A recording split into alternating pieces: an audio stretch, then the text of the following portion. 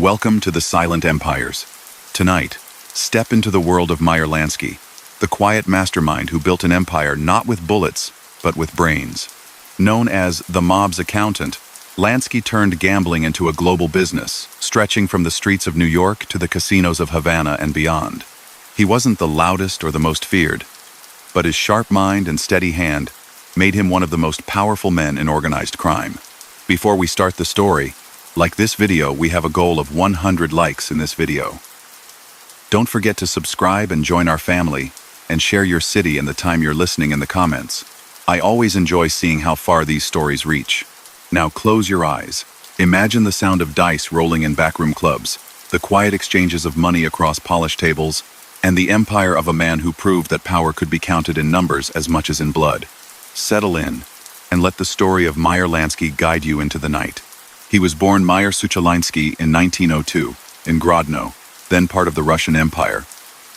A place where hard winters and harder politics pressed on families like his. His father, a tailor, wanted steady work and safety, two things that felt scarce. Rumors drifted from America like warm air under a door. New streets, new chances, a place where a person could make tomorrow better than today.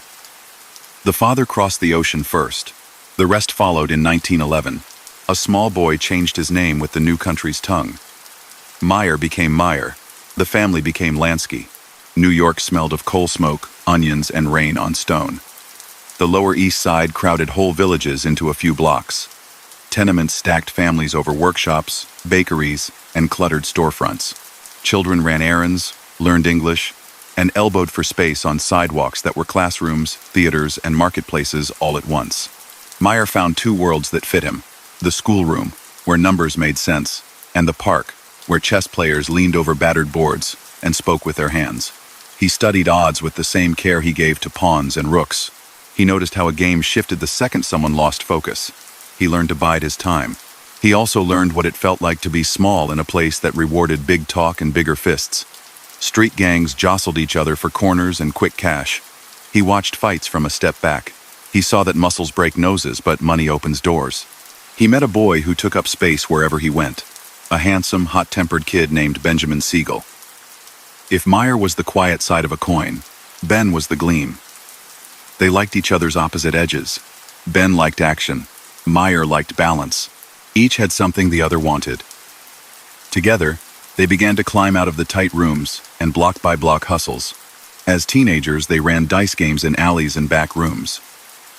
Meyer learned how to set a table, keep a book, and make sure the house stayed ahead. He kept ledgers crisp and cash flows stable. No shouting, no thrown chairs, no flashy clothes. He respected the white line between running a racket and letting it run you.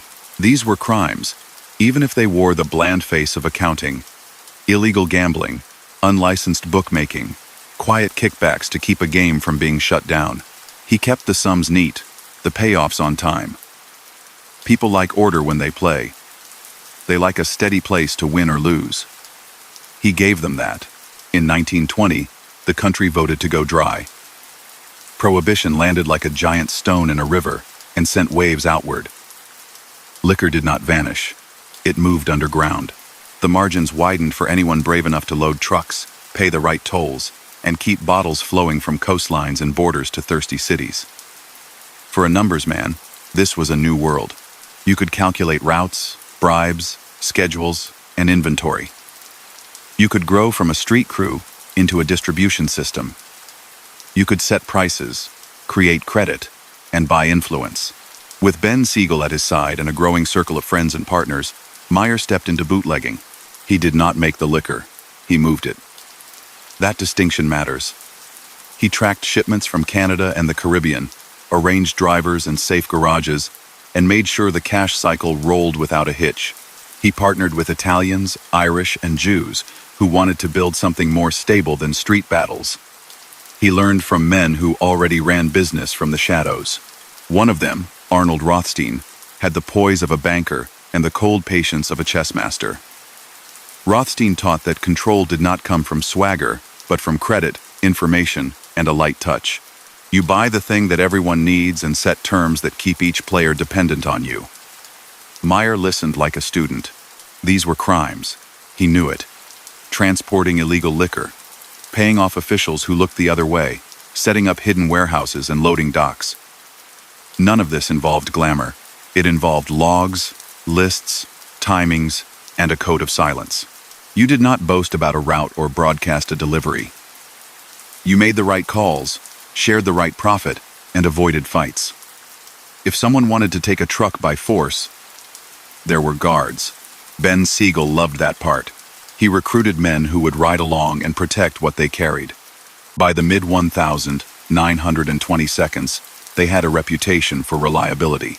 Their crew came to be called, by cops and rivals alike, the Bugs and Meyer outfit, a group that moved goods, ran games, and kept to schedules.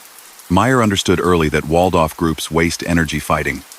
He and his Italian friends, especially Charles Lucky Luciano and Frank Costello, argued for cooperation.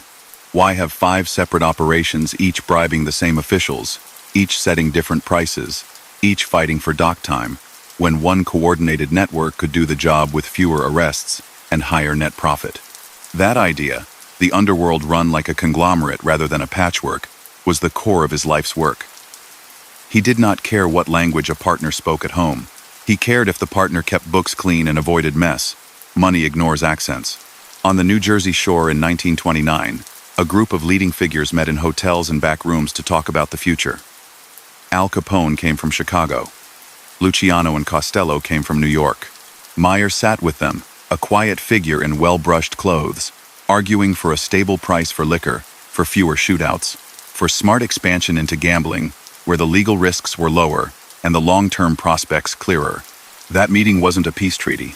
Nothing in that world was ever completely calm. But it was a step towards something new. Across Prohibition's last years, Meyer helped stitch together agreements that turned rivals into partners, and partners into an organization loose, flexible, but real. He never stopped running numbers. Gambling, legal or illegal depending on jurisdiction, had always been his favorite terrain. He expanded from alley dice to higher rooms.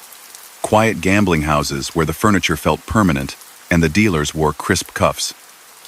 He backed bookmaking operations that laid odds on horse races. He learned the value of a speedy news line, the service that carried race results across states in seconds. Control the information, and you control the betting. It was not about fixing outcomes. It was about knowing faster than the next person. He sought a stake in the systems that delivered those updates. He invested in partnerships that touched the wire services and the circuits around them. Crime here took an office's shape: illegal wagering, false fronts to collect payments, envelopes to keep raids rare. If he traveled, it was for a plan. Florida had sunshine, tourists, and a taste for games. He saw potential there. Saratoga had race season and wealthy visitors. He saw a way to tap that stream through private rooms and quiet restaurants. He looked southward, too, past Florida, toward islands where local laws left space for casinos that could siphon American money without American rules. Those ideas would become central later, but the mind that formed them was already set in the 1920 seconds.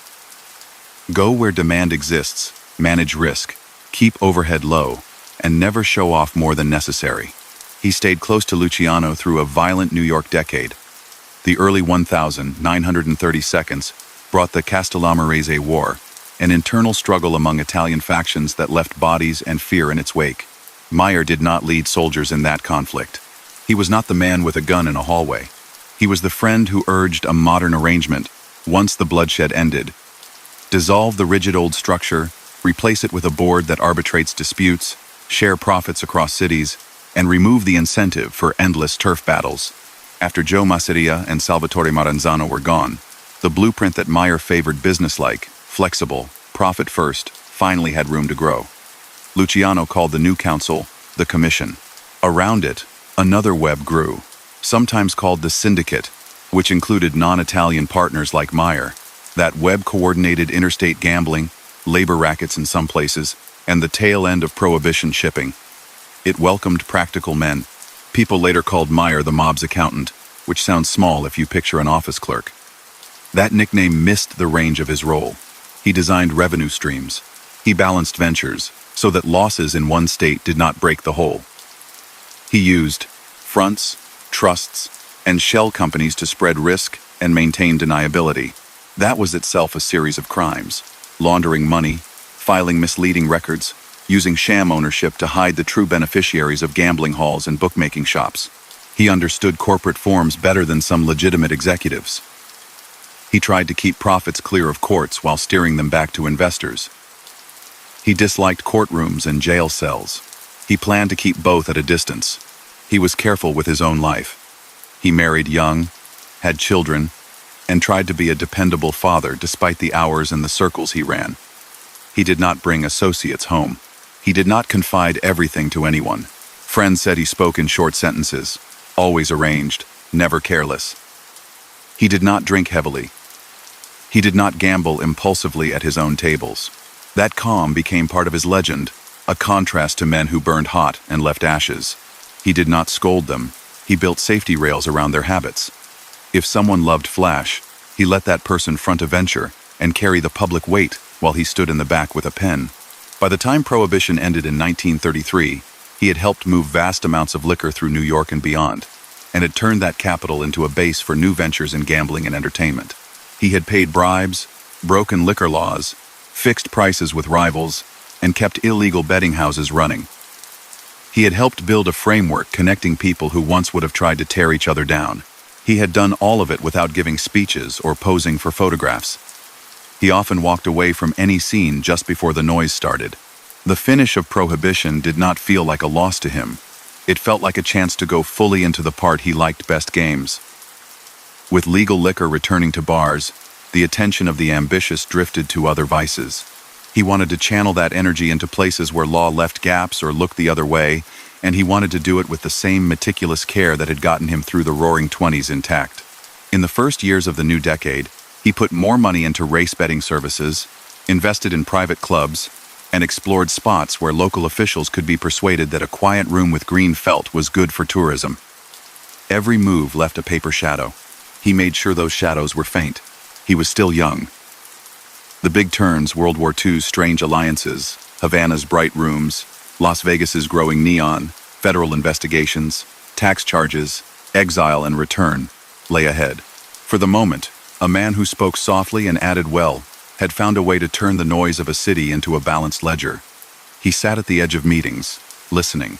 He kept accounts that floated across boroughs and states. He paid, he collected, he invested, and he rarely raised his tone. In a time when newspapers loved nicknames and cops loved headlines, he guarded the one thing he valued above all else: control.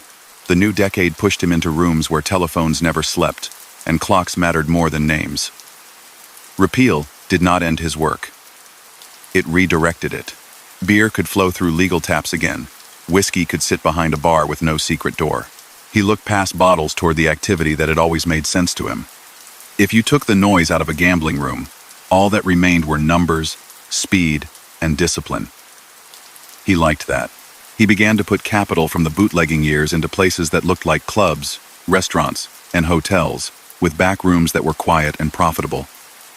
He did not hang his name on a sign.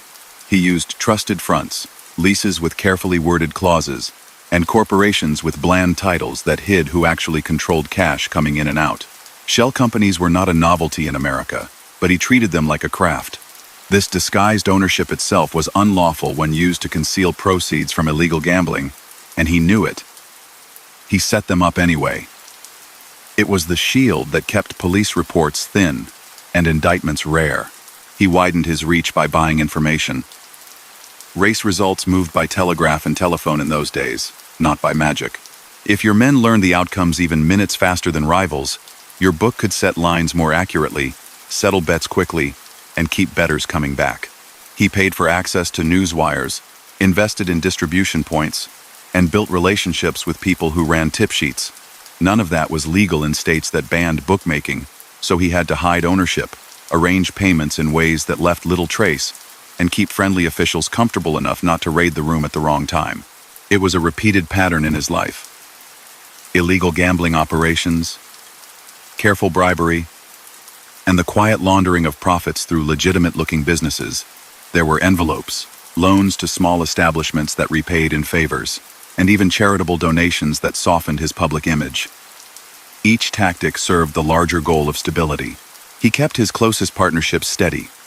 Lucky Luciano and Frank Costello favored the same approach. Fewer street fights, more cooperation, predictable income. After the brutal power struggle among Italian groups ended, they pushed a new model that resembled a board of directors. Meyer did not hold a titled seat, but he had the ear of men who did. In closed meetings, he argued for dividing territories, standardizing payouts, and avoiding needless clashes. The commission structure that followed those talks was an attempt to make the underworld less chaotic.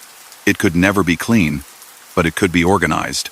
His own crew, once known for fast moves with Siegel on the street, shifted into logistics and finance. The world around them remained dangerous, with enforcement carried out by others who specialized in punishment. Reporters later gave that enforcement arm a dramatic label and tied it to headline-grabbing crimes. He avoided direct involvement in such acts, but he operated in the same network, benefited from the order it imposed, and understood that fear, as well as cash, kept agreements intact. The law called this racketeering. Prosecutors used that word to describe the patterned way money, threats, and influence traveled together. He was never sentimental about how to run a racket. He looked where the legal risk was lower. Saratoga during racing season brought affluent visitors and a tolerance for gambling behind closed doors. Florida offered winter crowds, sunny days, and officials who could be persuaded that a discreet club meant jobs and tourism. He put backers into restaurants with card rooms. He financed bookmakers who kept clean premises and paid bettors promptly. He liked venues that felt respectable when a politician visited. In some counties, he and his partners paid regular sums to keep inspectors complacent. In others, they ran strictly as private membership clubs to limit exposure. He kept distance through layers of managers and leaseholders.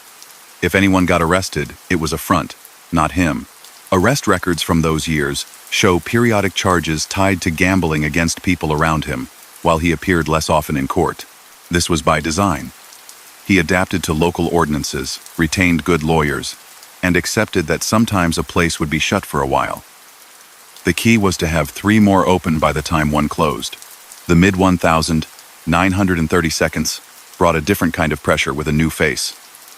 Prosecutors who wanted to be famous. Thomas Dewey rose in New York, promising to end vice and corruption. He went after big targets. Luciano was convicted in a high-profile case tied to vice rackets and sent away. Meyer did not face that sort of charge then, partly because he kept himself out of daily operations that could be traced, and partly because he practiced caution bordering on obsession. During sweeps, he left town, stayed in hotel rooms under other names, and let storms pass. He learned to expect phones to be tapped. He learned to assume that every meeting included a person who might talk one day. He became careful not only in deals but in speech.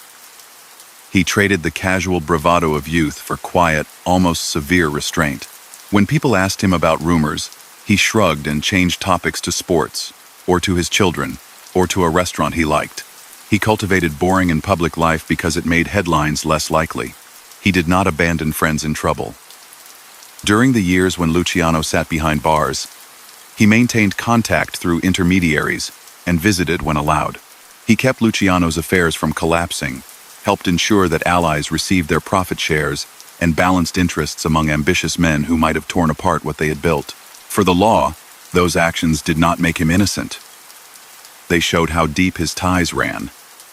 But within the circle, that reliability made him indispensable. People who risked their freedom daily wanted a partner who did not gamble with the lives of others. He had a reputation for paying debts and not taking reckless shortcuts. That reputation, in a risky business, was priceless. War changed the map again. In 1942, Navy intelligence worried about sabotage on the docks, about spies in port neighborhoods, and about strikes that might halt freight needed for the fight overseas. The story that emerged later through journalists, hearings, and memoirs was that officials sought help from men who controlled the waterfront, informally.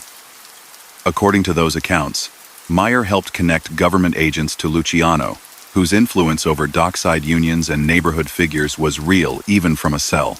The arrangement, as described by participants, promised cooperation in exchange for better conditions for Luciano, with later sentence concessions and eventual deportation instead of continued time upstate. Much about those dealings remains hazy by design, but the general outline held: He acted as a go-between, and he did so because it fit his habit of making order where chaos threatened profits. Serving the war effort carried a moral gloss that did his reputation no harm. It also reminded him that governments and underworlds sometimes shook hands when interests lined up. When the war ended, he looked south. Havana had music, fine hotels, and a legal framework that could be shaped by investment and contacts. Cuba's leader, who had risen first as a power behind the scenes and later held the office itself, understood the value of outside money. Meyer visited, met people who issued licenses, and began to lay groundwork for something more permanent than seasonal rooms in Florida. He wanted casinos with floors of polished stone, smiling staff, and ledgers as neat as the lobby flowers. Gambling in Havana could be legal under local law if the right permits were signed and the right percentages set aside for public projects. That legality would not cover everything: skimming profits, hiding true owners, and transferring cash across borders without recording it were still crimes under U.S. law, but it gave a sheen that his American ventures lacked. He started with influence, building relationships that would bear fruit a few years later. While he arranged that, another friend with a taste for risk chased neon in the desert. Ben Siegel headed west. Hollywood's glow had always pulled him. He saw that Las Vegas, which had legal gambling and a state that welcomed investment if it brought tourists, could be a new goldfield. He backed Siegel, though the sums swelled far beyond early budgets. The Flamingo Project, a glamorous hotel and casino outside town, used good contractors and bad ones, lost money to waste, and burned cash through delays. Meyer was not happy.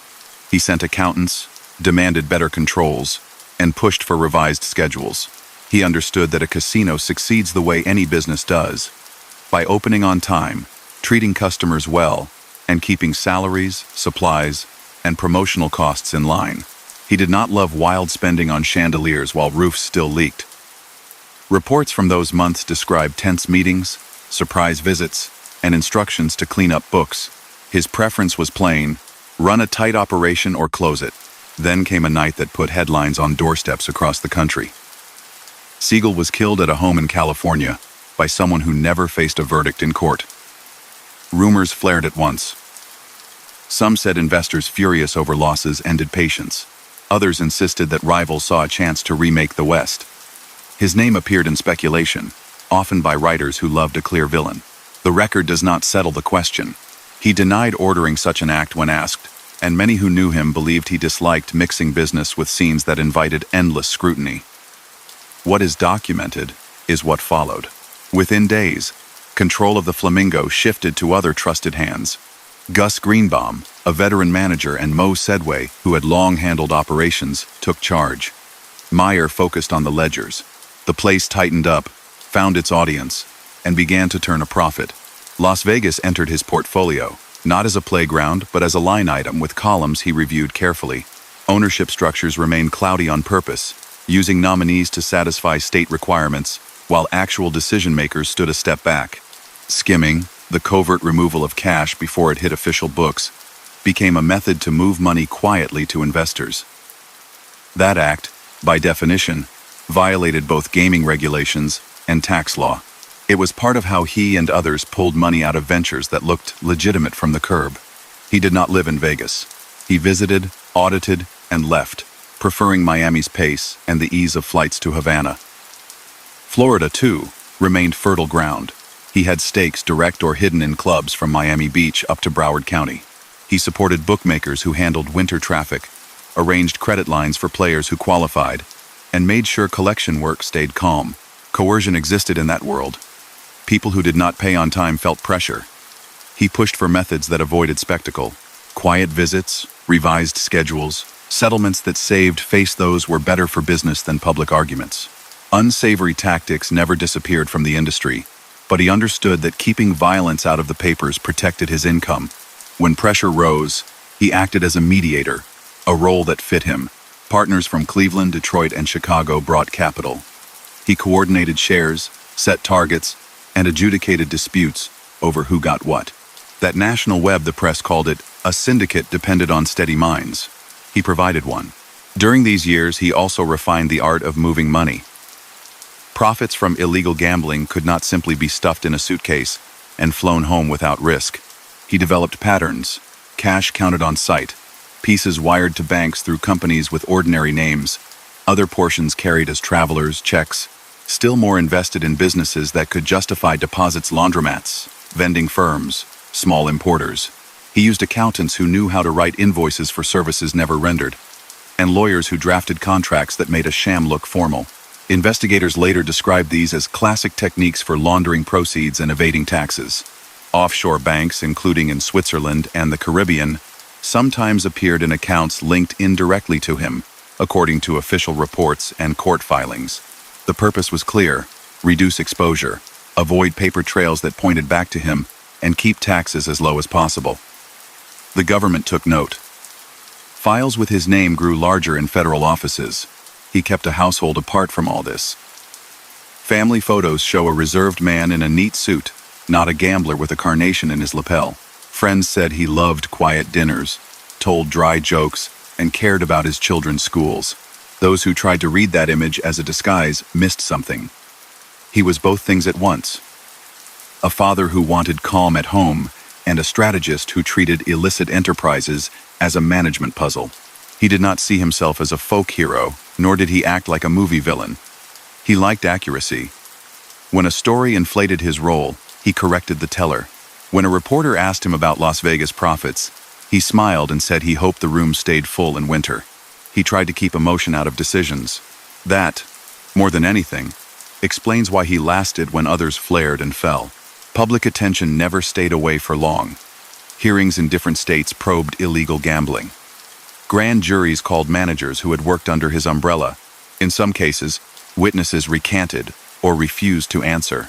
In others, they described rooms, roles, and routines without naming him directly. He showed up in transcripts as the man behind the man, a phrase used by officials who believed he pulled strings without leaving fingerprints. He hired counsel, kept dates on calendars, and avoided statements that could be twisted. Sometimes he took a minor charge, a municipal violation tied to a small operation, paid a fine, and moved on. He preferred that to a prolonged battle that risked more serious counts. He understood prosecutorial hunger for a win, and fed it just enough to keep the bigger cases from forming. As the 1,940 seconds closed, he stood at the center of a broad, illicit economy that stretched from Miami Beach to the desert and across water to Havana. His crimes were the same ones repeated with method: illegal gambling enterprises, the bribery that kept them open, the laundering that hid their money, the evasion of taxes that should have been paid on profits, and the coordination of a national network that the law viewed as organized crime. He had avoided convictions that took away decades of life, not because he was innocent, but because he was cautious, used layers to insulate himself, and stayed allergic to show. He did not claim to be a reformer. He claimed to be a businessman in a field the country could not decide how to treat. On one block, a state issued licenses for betting on horses. On the next, a bookmaker faced handcuffs. He thrived in that gray zone. He felt time's weight even then. Friends were older, some were gone. The world did not stay still. Post-war prosperity changed neighborhoods. New airlines made it easy for visitors to skip old resorts and fly farther. He looked at Caribbean maps again. Havana's future seemed bright, and he had already set down roots there. He saw a chance to build places that dazzled in public while humming like machines in the back offices. He would need laws that welcomed investors, partners who could run hotels, entertainers who drew crowds, and systems that kept oversight friendly. All of that, he believed, could be arranged. He had spent decades turning risks into routines. He was ready to do it again, this time under chandeliers far from New Helsand, York's winter streets. He liked to say that a city tells you what it wants if you listen long enough. Havana whispered in the late 1,940 seconds. Music spilled from doorways, tuxedos brushed past guayaberas on marble floors, and hotel lobbies hummed with English, Spanish, and the clink of glasses. He arrived with the same quiet bag and the same habit of taking the slowest seat in the room. He spoke to desk managers, license clerks, bartenders, and bankers with small offices. He mapped how money moved from tables to vaults to banks and back again. He saw a place where gambling could be licensed, taxed, and still yield private profit if the right hands shook at the right moments. He began arranging those moments. Late that year, a gathering drew figures from every corner of the network he had helped build. They met not for drama, but for coordination. To decide where capital should go, how to divide future income, and which ventures deserved patience. A famous deportee made it to the island under a looser name, and for a brief season he visited old allies in a country more permissive than New York. Meyer hosted meals, kept arguments cool, and pushed a familiar line: standardize payouts, avoid noisy feuds, invest in rooms that treated customers well. The most urgent subject was the future of a desert hotel that had gone far over budget. He argued to give it a little more time. Then measure results on paper, not in gossip. Musicians entertained in the next room while the men around the table talked percentages. A few months later, Washington leaned on Havana, and the visitor was shipped back across the ocean. That episode taught Meyer again that politics could unwind plans overnight, so you kept 3 plans ready. He built in 2 directions at once. In Nevada, he pushed for competent management and cleaner books at the properties his circle touched. He was not the sole owner of those places, and some were run by friends of friends rather than direct partners. But he made sure that the people who signed checks knew what he expected. Tight control of credit, no tricks at the tables, and a daily count that matched what the cage said. He distrusted the quick cheat. A rigged game brought angry guests, investigators, and closures. A fair game brought repeat business, magazine profiles about a new kind of resort, and more cities sending visitors. Honesty at the felt was not a moral posture for him. It was a business rule. At the same time, he treated Havana as a canvas. The law there allowed gambling with permits and fees, and there were already casinos under various owners. He wanted order, clear rules, licensed venues that looked sleek enough to draw Americans, and a system where officials received predictable revenue. He talked to ministers and hotel owners, argued for supervision that kept fly-by-night operators out, and promised that if the state offered stable terms, capital from Miami, New York, and the Midwest would flow. Payments to officials were part of the reality. He didn't hide it. Those payments weren't charity. They were the cost of operating. Bribery kept inspectors friendly, and in exchange he promised standards that would make the island proud. He did not aim low. He imagined rooms with stars on stage, chefs flown in, and dealers trained to the same consistency as bank tellers. The familiar problems followed him across water. The race wire was still a contested artery, carrying results to bookmakers in minutes. In Chicago and the Midwest, control of those lines had shifted during the war years with bitter fights and investigations. In the Southeast, smaller services sprouted. He aligned with people who could deliver information quickly and reliably, bought pieces of companies that held switchboards, and protected those links through alliances. Authorities called it a news monopoly used to feed illegal betting. They weren't wrong. He did not run press releases about it. He just made sure that when a horse crossed a finish line, his bookmakers learned about it first. A senator from Tennessee put Vice on television in 1950, and living rooms across America watched. The committee roamed city to city, gathering sheriffs, gamblers, and proprietors under lights. When his turn came, he sat straight, answered routine questions politely, and declined to respond when an answer could feed a prosecutor. He used the constitutional right to avoid self-incrimination like a shield, not a slogan. Viewers saw a neat man in a sober suit who refused to be rattled. He earned no applause from the panel, but he also gave them no clean victories. After the hearings, mayors panicked, raids multiplied, and many small rooms shuttered. He closed some places before the knock came and moved cash to safer banks. He had predicted that wave and prepared. Florida remained his home port through this storm. In Miami Beach, he kept a modest house, paid for tickets to charity galas, and waved at neighbors who knew him as the man who liked quiet mornings. Across the causeway, the work continued. He backed clubs that operated as private memberships to skirt local bans, always keeping an extra lease ready in case a location went sour. He dealt with sheriffs who wanted political cover more than public scenes, and he gave them reasons to look at other problems first. Those arrangements were illegal. They rested on payoffs, favors, and the bookkeeping arts he had practiced for decades. He didn't pretend otherwise. He just refused to talk about it on a sidewalk. He carried that same method to Saratoga when the racing season called. For years, that town tried to keep gambling confined to the track, then burst into private rooms every summer.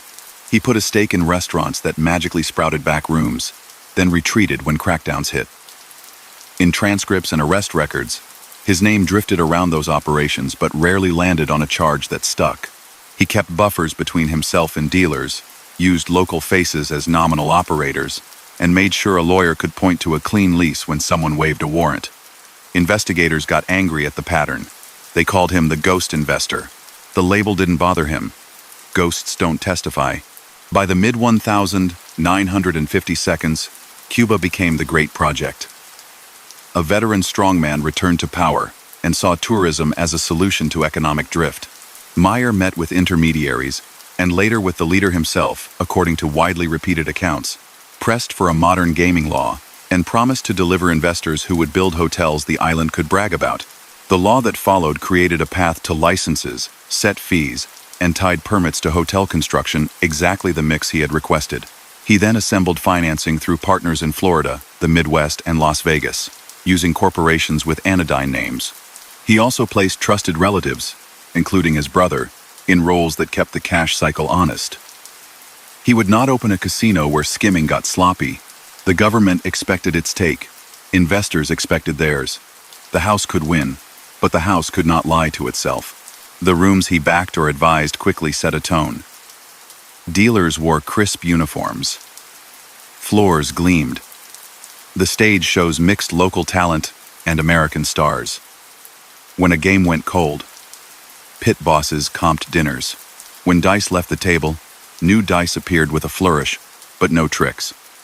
He told managers to treat players like hotel guests, not marks. The casino at a grand seaside hotel became his signature room. Later, an entirely new hotel rose on the Malecon, tall and modern, with a showroom that drew headlines. He walked those floors with the air of a superintendent inspecting a school, checking dealers' pace, cash drawers, surveillance sightlines, the taste of the coffee. He wanted every detail right, because details added up to trust, and trust kept the wheel turning. Beneath that polish ran the same hidden machinery he had used for years.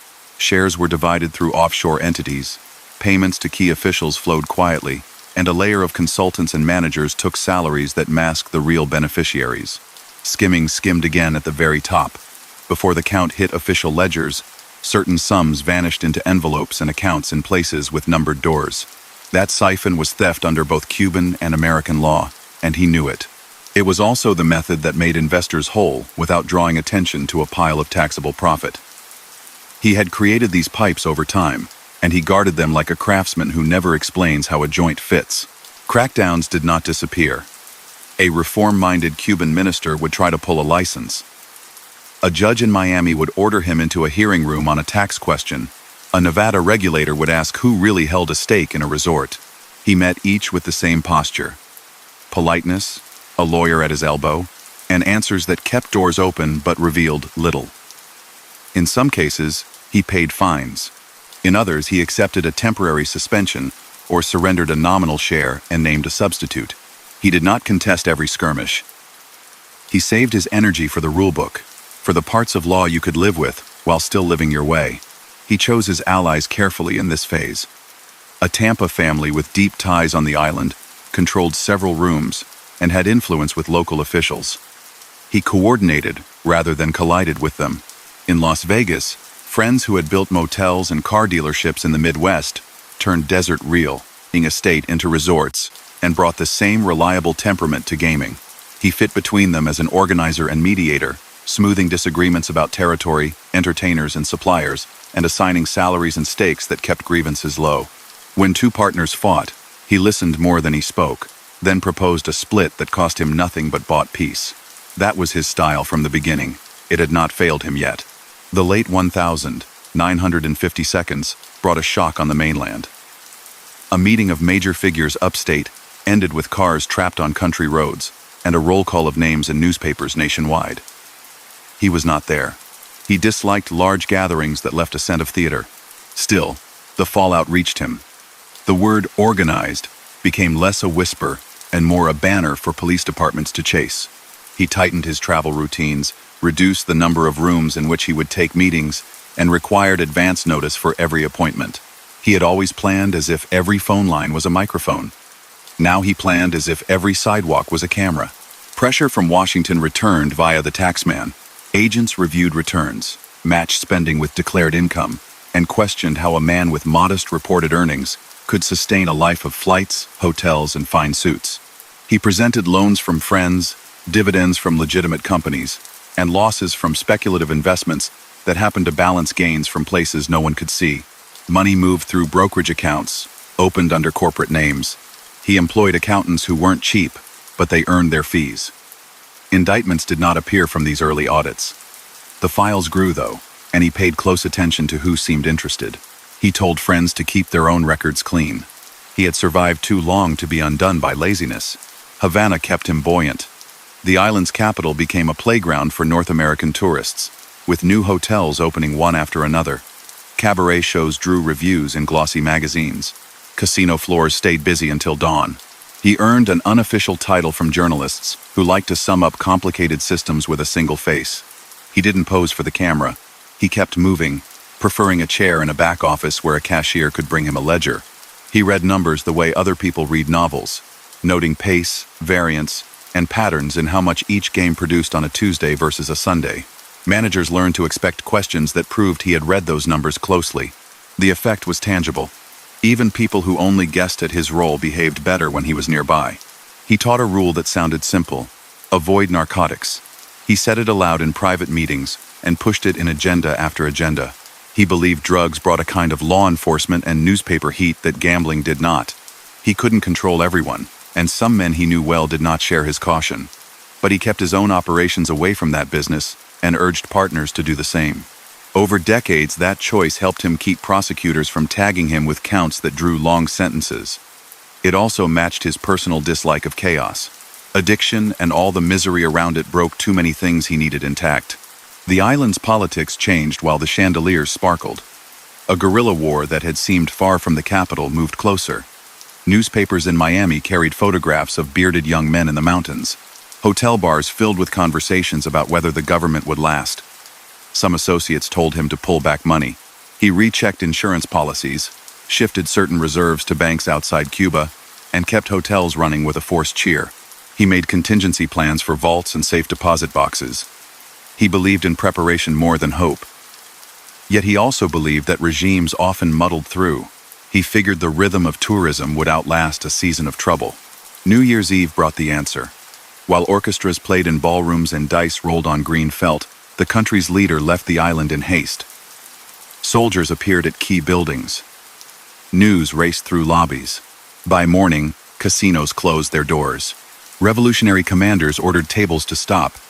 Some rooms were sealed. Others were allowed to operate for a few more nights under wary eyes before the halt became final. He did not wait for formal notices. He gathered what he could, used friends with access to help move funds, and arranged flights. The losses were heavy. Later, he would estimate them at numbers that made headlines. Even reduced, even allowing for insurance and hidden reserves, the hit to his balance sheet was significant. He didn't complain into microphones. He concentrated on what could be saved. He returned to Florida with a face like a locked vault. Miami welcomed people from Cuba that winter, each with a story and a suitcase. He went to work with the same old pencil. Some parts of his network barely blinked the bookmaking in Florida, the arrangements in the desert, stakes in businesses that had nothing to do with casinos. Other parts were gone for good. He did not chase what could not be retrieved. He looked for the next stable ground. Offshore again, but not where politics could shift overnight. He studied maps of islands less turbulent, places where British governors signed permits and where banks held secrets a little tighter than those in Miami. He listened for a new whisper, another city calling for order. He was older now, though he hardly changed his wardrobe or his gait. Friends noticed a streak of gray and a little more silence at dinner. He still liked small jokes and quiet movies.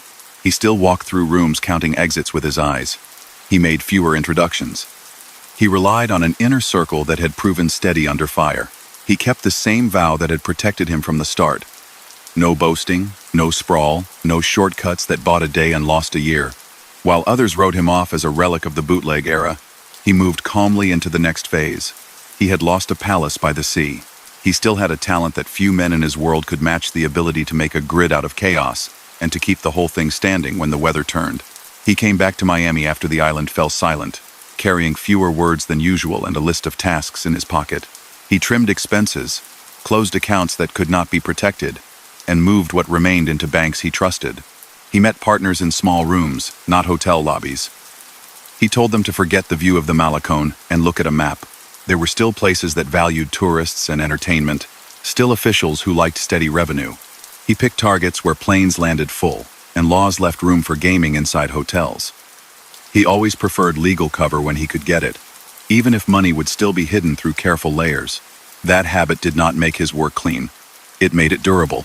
The Bahamas drew attention first. Flights from Miami were short. Sun, beaches, and a British colonial framework promised calm. Businessmen with grand plans secured concessions to build hotels in Freeport and on an island near Nassau that boosters renamed to make it sound like a brochure. Public faces wore suits from banks, real estate firms, and shipping companies. Behind them, according to hearings and later reporting, stood a familiar structure. Quiet backers, expert casino managers from the old Havana rooms, and consultants who taught croupiers how to keep a pace that felt fair while profits stayed within a reliable range. His name seldom sat on paper. Associates handled day-to-day work, men who had stood with him in Cuba and in Florida. He advised, set standards, and arranged introductions that brought capital from Cleveland, Detroit, and New York. For him, the crime stayed the same even when the carpet changed. Bribery to smooth licensing, concealed ownership to mass control, skimming to move cash outside official ledgers, tax evasion when those transfers skipped returns. On the mainland, a new adversary took office with a brother who ran justice like a campaign. Investigators got bolder. Wiretaps multiplied. Strike forces formed to chase what newspapers now called organized crime. A adjusted. He stopped using certain phones. He shortened meetings. He expanded the layers between himself and any room with a table. In Florida, private clubs required memberships that kept police from walking in without trouble. In Nevada, he stayed off floors where regulators and journalists prowled, switching to backdoors and late-night reviews of count sheets. He knew that his face was a kind of evidence. He preferred to be a rumor. He never forgot the rule that one loud evening can ruin a year of quiet work. After a notorious upstate gathering in the late 1950s blew dozens of names across front pages, he cut down his travel to any event that smelled like a rally. He did not sit for press profiles. He refused invitations to banquets that offered photographs. If he wanted to persuade a mayor, he used intermediaries who arrived with data about jobs, tax revenue, and tourism rather than boasting. When a superintendent needed repairs at a school, a donation appeared under a corporate name no one recognized. He used civic gestures to soften suspicion, not to rewrite his record. In Las Vegas, the desert kept pushing upward. Hotels added towers. Showrooms scheduled stars, months in advance. Loans from a powerful union fund fueled construction. He was not on those loan committees. He knew people who were. He steered borrowers toward lenders and lenders toward borrowers, then kept his distance from signatures. The most serious crimes around that money: kickbacks. False reports to trustees brought convictions to some of the men who handled it. He avoided meetings that put him in the same room when terms were drafted. His influence stayed informal. He vouched for managers who could run a property honestly, insisted that games remain square to protect the city's brand, and made sure the count at the end of each shift left no room for sloppy theft that would invite a crackdown. He understood that the desert's future depended on behaving like a regulated industry, even when the men behind the curtain weren't saints. Nevada treated him as an unwelcome presence all the same. Regulators compiled a list of people who were to be kept off casino floors. His name appeared there in due course, a public sign that he would never receive a license, and that his visits, if noticed, could be grounds for sanctions. That did not end his interest. It sharpened the need for stand-ins and stricter routines. Ownership hid behind trusts. Board seats went to men with simple biographies. Profits traveled through service contracts that looked ordinary on paper. He laid out a maze that a regulator could not easily trace without years of subpoenas. He had built those mazes since the 1932nd. He made them longer now. Florida remained his base. He kept to morning walks, quiet lunches, and nights at home unless business required travel. Friends saw a man who liked simple food and newspapers.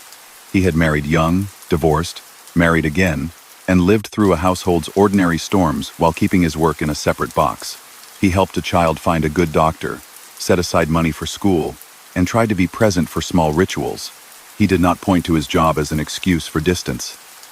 He accepted that parts of his life would never mix. Family saw him as a reserved provider. Associates saw him as a patient organizer who always paid on schedule and expected the same from others. The mid-1960 seconds brought a new phase in the Caribbean.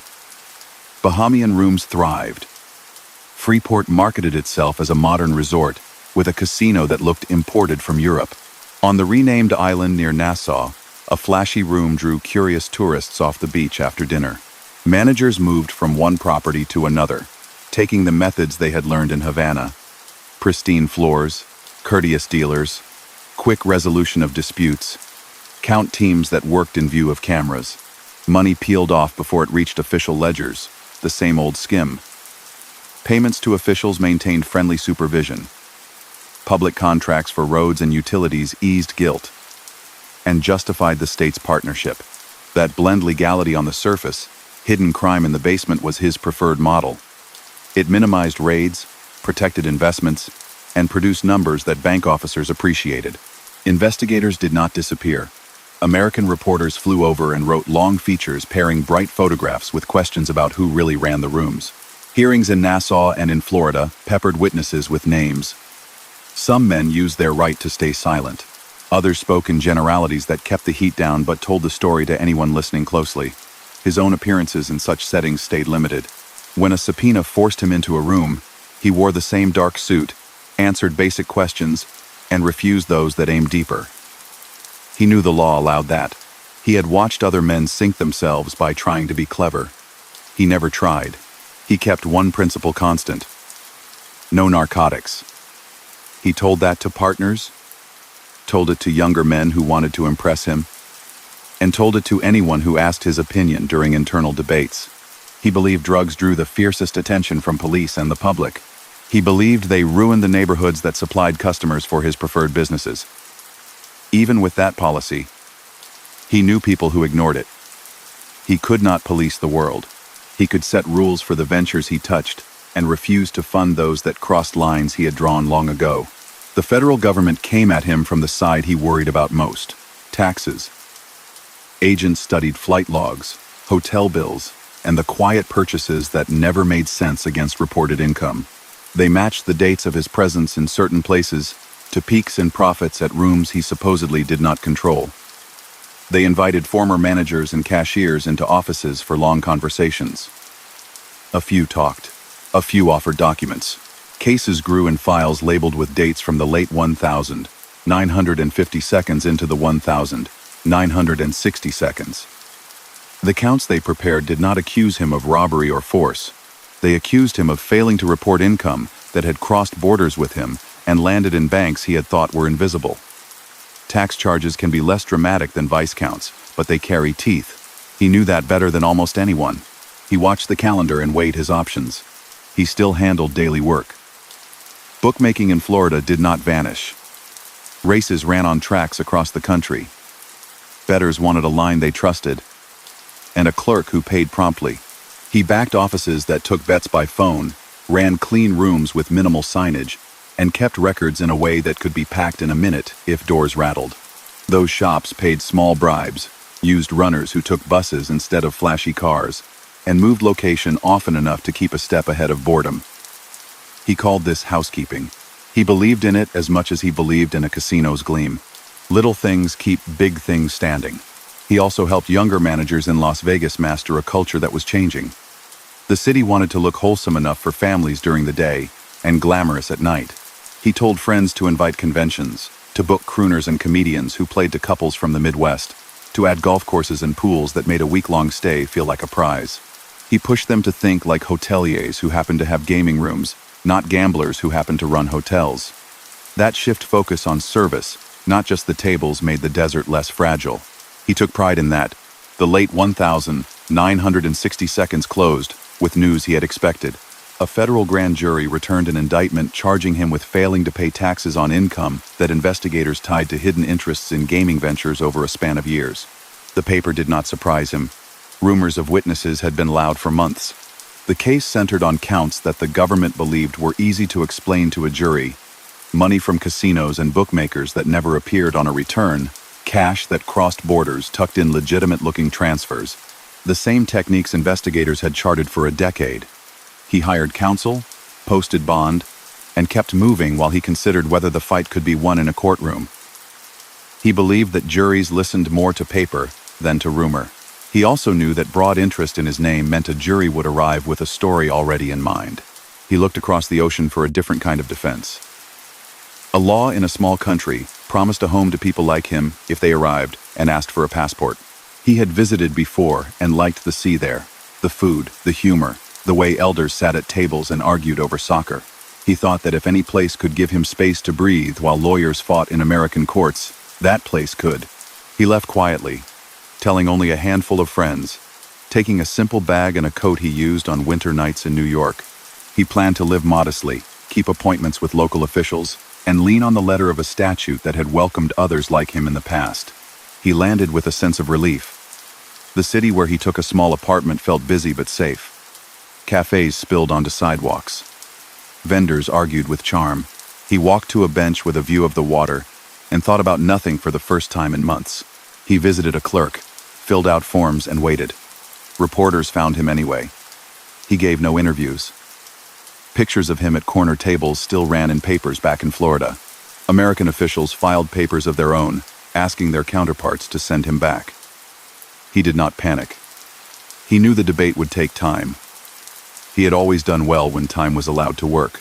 He kept his days simple, met with a lawyer who spoke to the right ministries, and let the case move through the quiet channels where such matters are decided. He was not naive.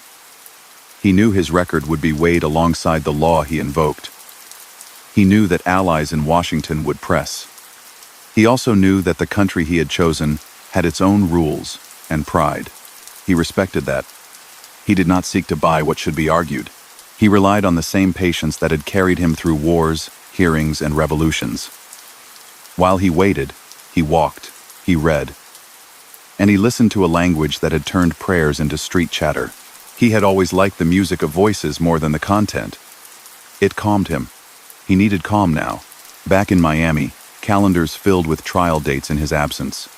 Prosecutors prepared for the day they hoped he would return.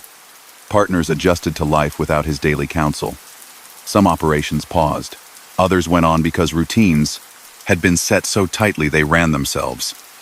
Money still moved through the usual pipes, though smaller sums than during the island years. The desert no longer required his touch each week. The rooms in the Bahamas knew his methods by heart. He had built systems to withstand his absence, because he had always planned for storms.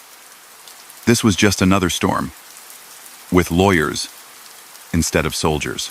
He tried not to think of it as exile. He thought of it as a piece on a board that had moved to a safer square while the center cleared. He had lost big once by the sea. He did not plan to lose the rest in a courtroom, if he could avoid it with a passport and a patient argument. He had taught himself long ago that survival sometimes looks like retreat. He was willing to be called a coward by people who mistook volume for courage. He valued breathing more than applause. He woke early in the apartment he rented by the sea, listening to gulls and the soft sound of a language that felt both new and familiar. He kept to a routine: a walk, a newspaper, coffee at a small cafe where waiters learned his order without asking. He liked the light on stone buildings, the noise of markets, the way older men argued warmly and then laughed. He had come not as a tourist but as a petitioner. He sought the protection of a law that welcomed people of his heritage, and he believed he had a fair claim. He had sent donations for years to schools and hospitals, backed relief drives after wars, and according to friends who remembered the late 1942, quietly helped raise money for the young state when it needed every dollar. He did not wave those deeds like a flag. He simply applied, waited, and let his lawyer speak. Reporters followed, as they always did. They asked if he ran the island's rooms from this new perch. He said nothing useful. He bought fruit, nodded to neighbors, and walked home.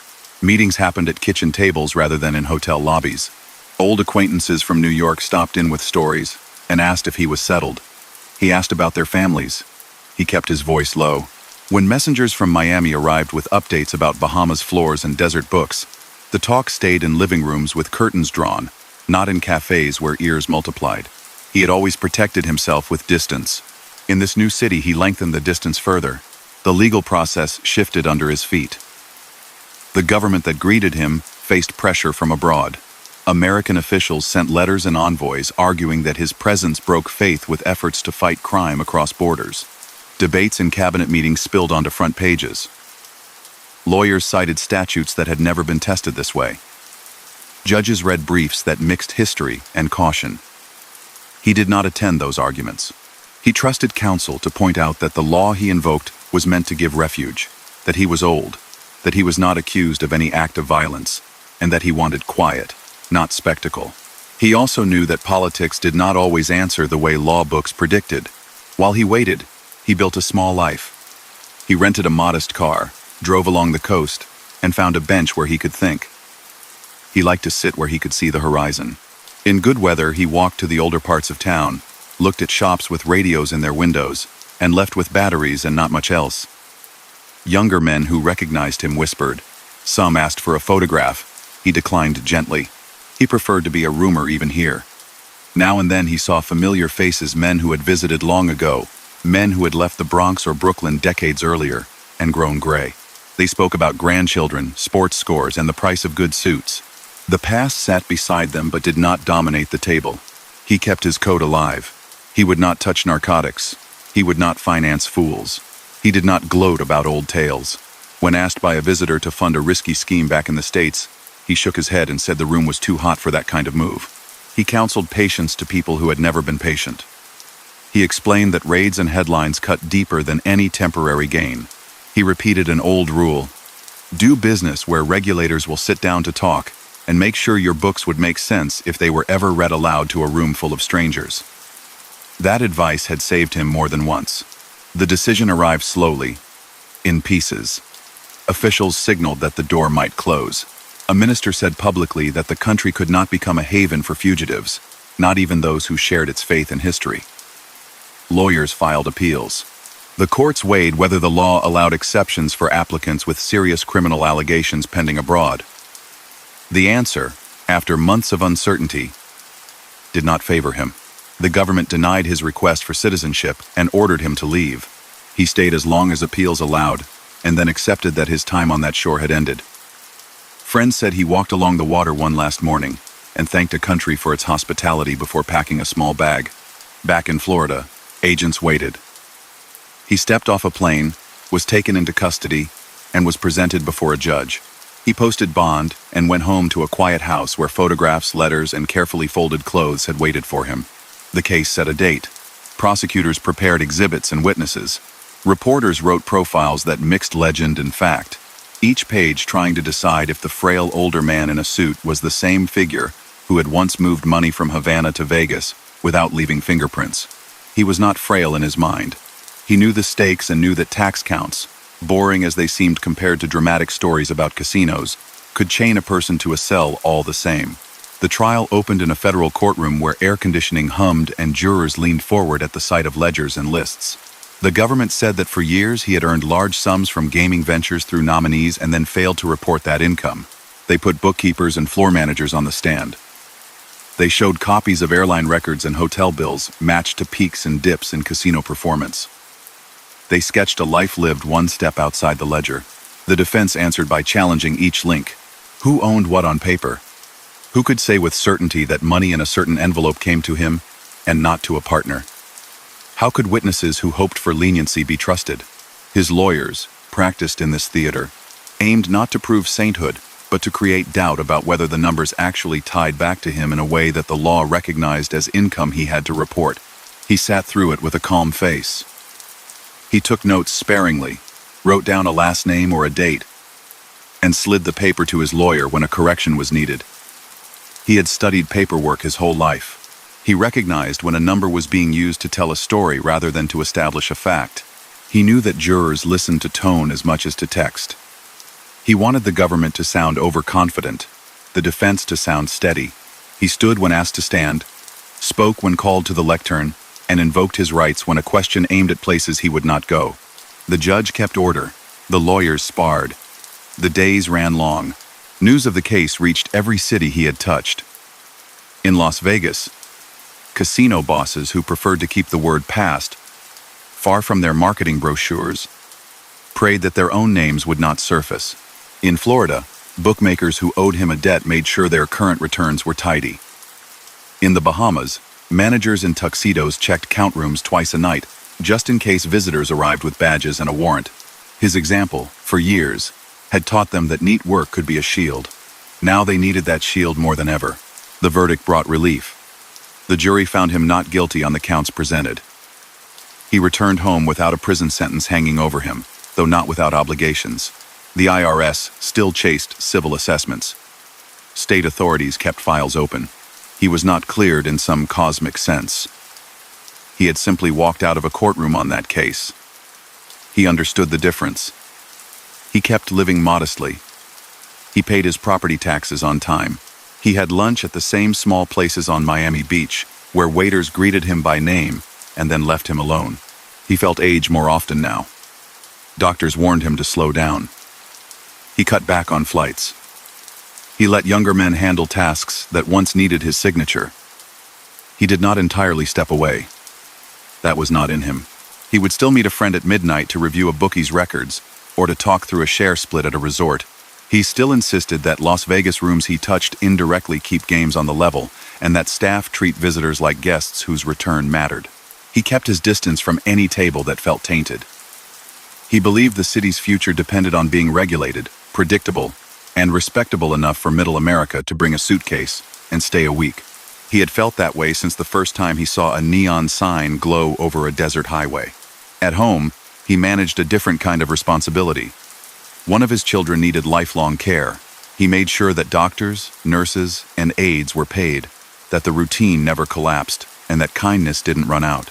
He loved that child with a steady, quiet patience that few saw because he did not invite visitors to that part of his life. He sent money to schools and clinics without putting his name on a wall. He measured success by days that went smoothly, by a smile at breakfast, by a calm evening without worry. Business shaped his public legend, but this was the core of his private life. He guarded it fiercely. People insisted for years that he had hidden a mountain of cash. Reporters quoted figures that ran into 9 digits. He smiled when he heard them and said that if he had that kind of money, he would not be sitting where he sat today. The truth lay somewhere between rumor and denial. He had lost a great deal when the island closed its rooms. He had spread risk through companies and friends, which meant he shared profits and did not keep every dollar a headline promised him. He trusted banks and places that prized secrecy, but secrecy could not turn losses into gains.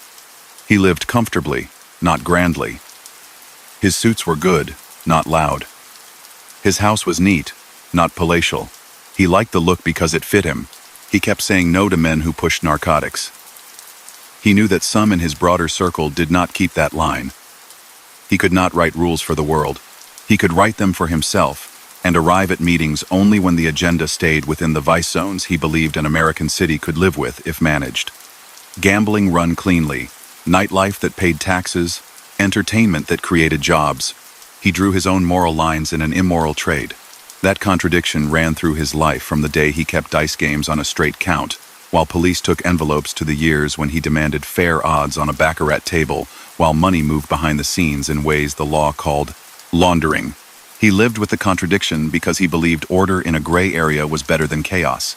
Government watch lists kept his name alive. Nevada's list of barred persons made it plain that he was not welcome in casinos there, whether or not he actually had stakes behind the scenes. Florida task forces wrote memos about his supposed influence over bookmaking.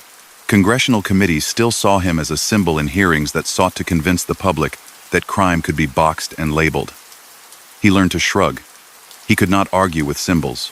He could only go on living according to routines that had kept him out of long sentences while others fell. Friends from earlier eras began to disappear. Some died in bed after long lives spent turning corners into businesses. Some went quickly, taken by stress, bad habits, or the habit of thinking a phone call could not hurt. He sent flowers, wrote notes to widows, and told stories about quiet kindnesses so that the men he had known would be remembered for more than their headlines. He did not linger at wakes. He never liked crowds. He preferred to sit later with one or two old allies and remember a funny remark, a chess move in a park long ago, a night when a plan worked not because of luck but because timing and patience met at the right hour. He still kept a hand in the Bahamas, careful as always. He was not the only influence on those rooms. And politics there, too, changed. Elections brought new premiers with new ideas about gambling's place in national life. He tightened skims when oversight tightened, loosened operations when a season looked thin, and accepted that some properties would be taken over by new owners with clean biographies. He had never believed that any room belonged to him forever. He believed in motion.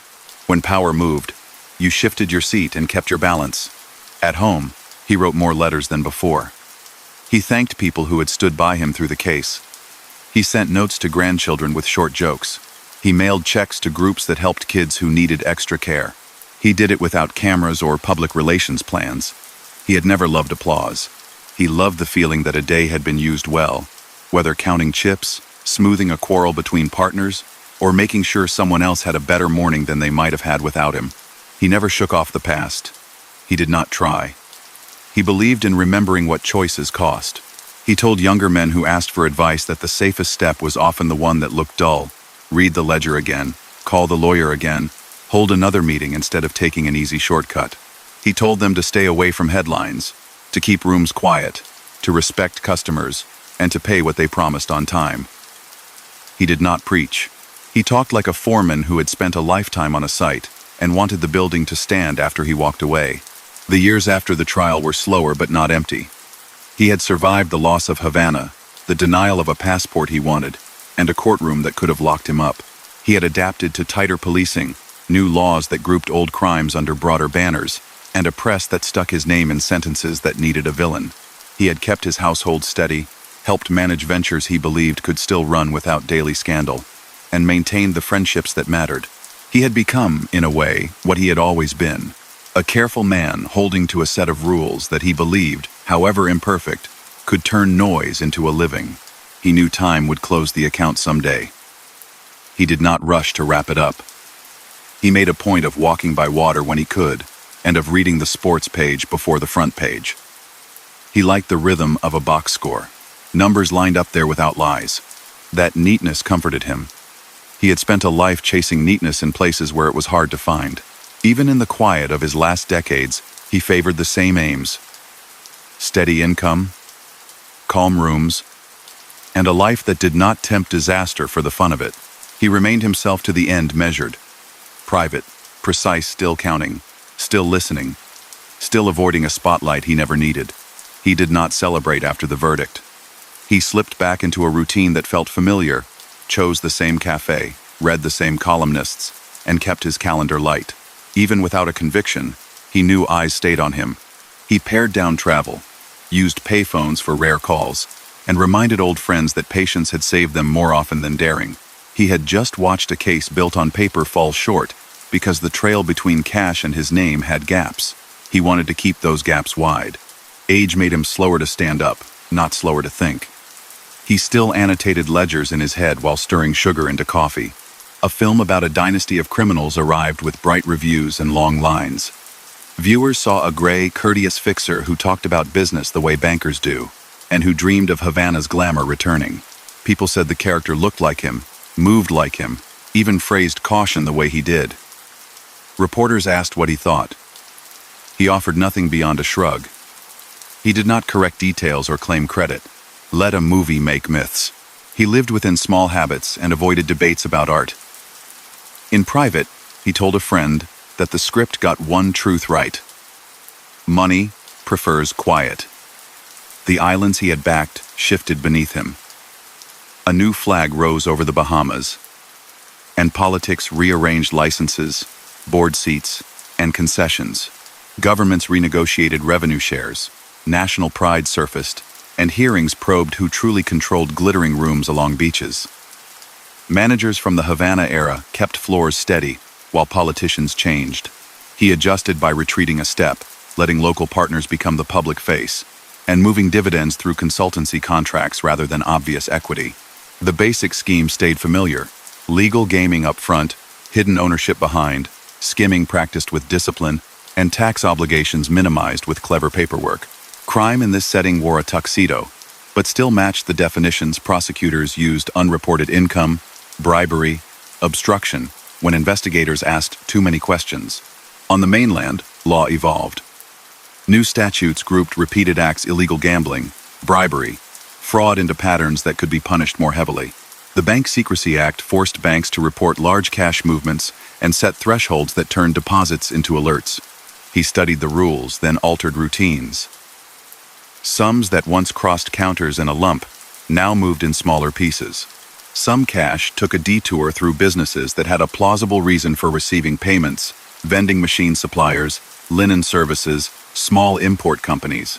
Other funds traveled as salaries to consultants, who then paid him under contracts that described advice about tourism or entertainment.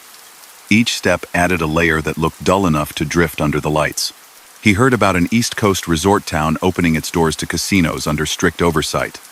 New Jersey declared that anyone who wanted a license had to pass a test tougher than Nevada's. He liked the premise.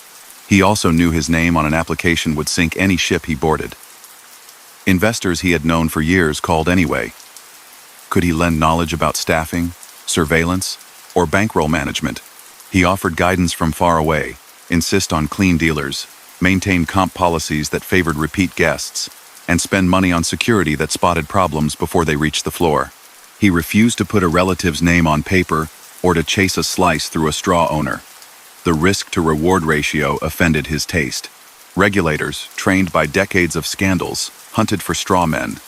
He valued his peace more than a new beach. Old income streams carried on. Bookmaking in Florida, though squeezed by off-track betting parlors and new enforcement methods, still paid when run with order.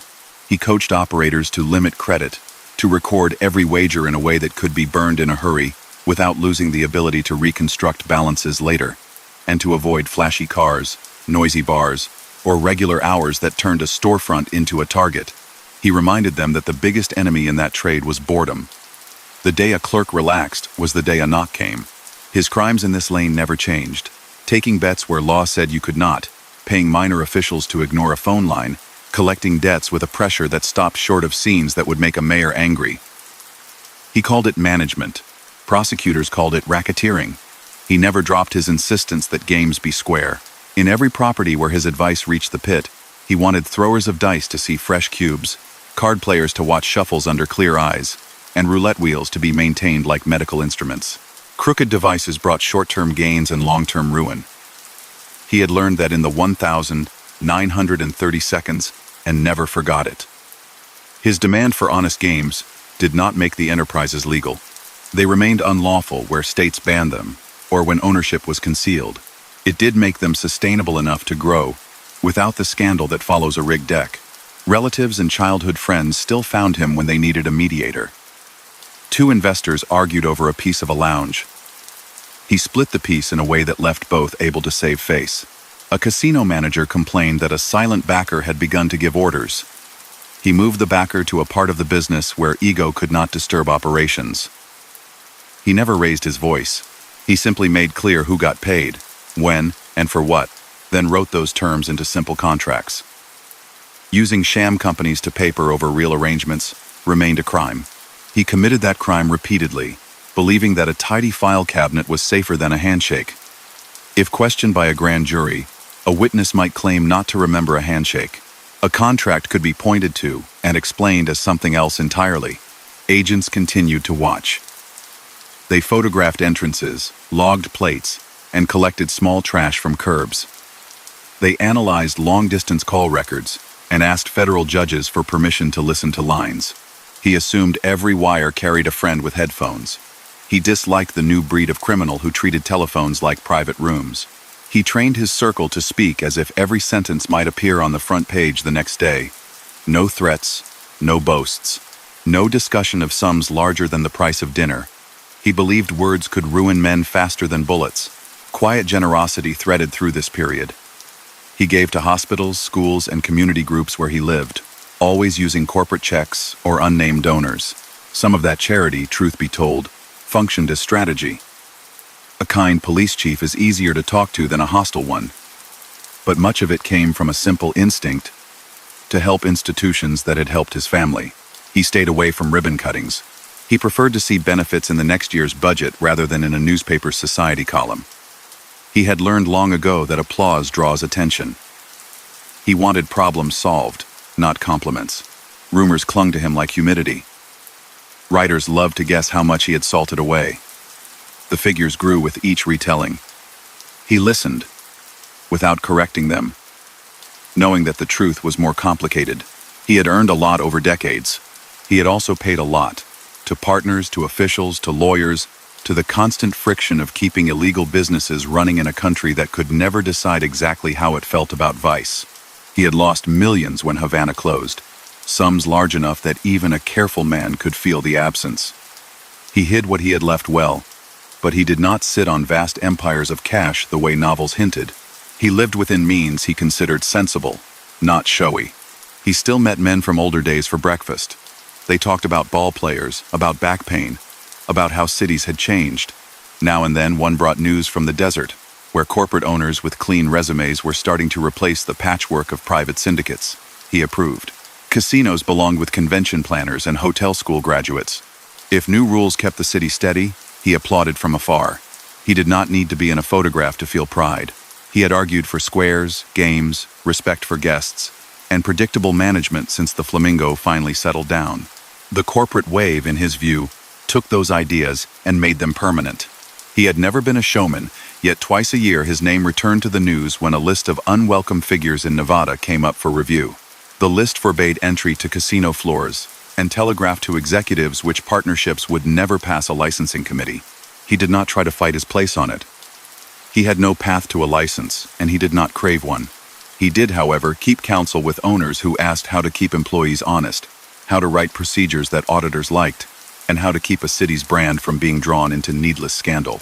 He gave answers without sending an invoice. Advice was his favorite currency.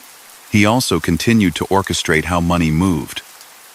In the 1,970 seconds, banks developed habits that were bad for men like him. Computerized reporting made it easier to spot patterns. He adapted by placing certain receipts into enterprises that could justify both cash and credit coin-operated amusement companies, suppliers of restaurant equipment, janitorial services with clients up and down the coast. He used loans among related companies, interest payments that looked normal, and write-offs for consulting travel that had really been a tour of counting rooms. The tax code, thick as it was, offered many doors. He searched for the ones least likely to be noticed. The government still considered this tax evasion when the underlying funds came from illegal ventures. He understood that. He kept walking the line because it had kept him free. Unions, trucking lines, and docks occasionally pulled him back into arbitrations, not with fists but with calculators. A friend in the Midwest called when a supplier tried to raise prices mid-contract. He read the terms, found the clause that barred increases, and wrote a note that ended the fight without a scene. These were the sorts of practical services he gave to men who might otherwise have dragged problems into dark places. He was not a saint. He benefited when quiet settlements kept revenue flowing. Still, he preferred that to chaos. He had always believed that the less noise, the better the profit. Younger men with quick plans still sought him. A few wanted help moving into narcotics. He declined with force, telling them he would cut off anyone who mixed his rooms with that trade. Others pitched schemes that depended on fixing results in sports. He rejected those as well. He knew that corrupting a game destroys the appetite for wagering faster than any raid. If people think outcomes are real, they return tomorrow. If they don't, the house sits empty. Protecting integrity, even in a shadow market, served his own interest. He walked more slowly now, yet he seemed to notice more. The way a cashier's drawer failed to close fully. The way a pit boss leaned when a high roller approached. The way a hostess greeted guests by name. Those details had always told him whether a room would last. He taught managers to praise staff who caught mistakes as quickly as they criticized staff who made them. He liked to see a system where people got promoted for preventing problems. Fear-based operations, he argued, produced short-term compliance and long-term sloppiness. The men he mentored, carried those lessons into places he would never visit. Time shifted in ways he could not ignore. He attended more funerals than weddings.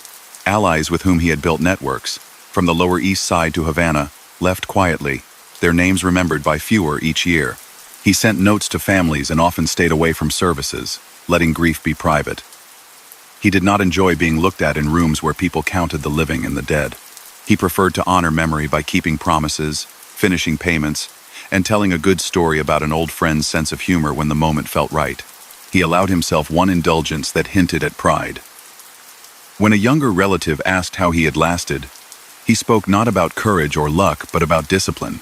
He said that the difference between a smart move and a stupid one usually looked obvious the morning after. He trained himself to make every choice, as if it would be reviewed by a jury of practical minds. Would they nod? Or would they wince? That exercise had kept him from leaps that ended in headlines. He told the youngster to learn a craft, any craft, so well that crisis felt like another workday. He had learned numbers and the flows they describe. That craft had carried him farther than muscle ever could. He continued to meet obligations in his home. A child who needed specialized care received it. He dealt with doctors calmly, budgets firmly, and caregivers with respect. He kept records as neat as any casino ledger. He judged his days by whether the household ran smoothly and whether kindness remained constant. Friends who recounted his public life sometimes missed how much energy he gave to those rooms where no deals were negotiated and no profits measured. That balance, cold calculation at work, steady warmth at home defined him more accurately than any headline. Across the decade, state attorneys kept trying to edge him back into court. Civil tax claims lingered. Administrative hearings in Florida recited familiar suspicions and sought to tie him to businesses through nominee shareholders. He met these efforts with the same toolkit: polite denials, skilled lawyers, and an insistence on proof rather than rumor. He conceded small things when concession helped pay a fine here, surrendered a minor license there while defending the gaps that mattered. The calendar thinned as cases closed without drama. He preferred it that way. He did not need vindication. He needed calm.